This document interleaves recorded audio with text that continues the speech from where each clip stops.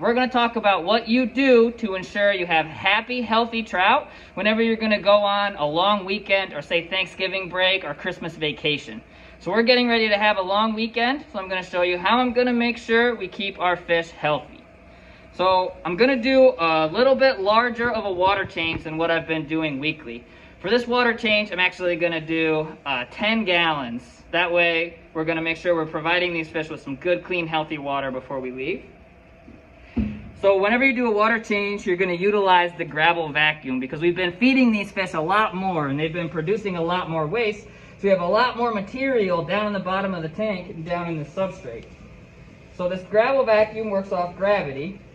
You can see I've already taken out about 8 gallons out of our aquarium. So once you get some water flowing through this, you're going to take and you're going to stir this gravel up a little bit and kick up some of that material. And you can see it, there's actually a lot of it down in there, and that can all source ammonia to our system. So we want to make sure that we get a good amount of that out of here. And actually at this end of the tank, the way we have the flow set up in your trout in the classroom aquarium, a lot of your waste ends up at this end. So it's a good idea to start at this end. So once you do that, we've now removed about 10 gallons of water from our aquarium, and I'll take this water and I'll discard it outside. So now we're going to have to add 10 gallons of new water. So whenever you're adding water, you got to think about what you have to add to that water. We're using tap water right here from our center region office in Bellefonte. You want to make sure that that water is dechlorinated. Sometimes to do that, you have to let that water sit out overnight and let that dissipate out of the solution. But a good thing that you can use so you don't have to do that is this Seachem Prime water conditioner. And what that does, it essentially dechlorinates the water immediately so you don't have to do that.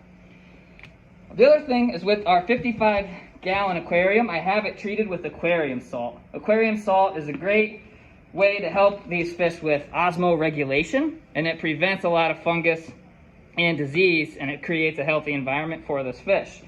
Aquarium salt does not dissipate out of solution. However, if you're going to remove, say I'm removing 10 gallons of water, I'm going to have to replace that salt that I'm removing.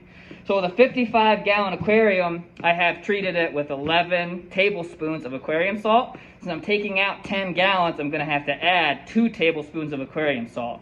So what I will do when I add the new water is put 1 tablespoon of aquarium salt in that 5-gallon bucket, along with the Seachem Prime, and I'll be ready to add that water.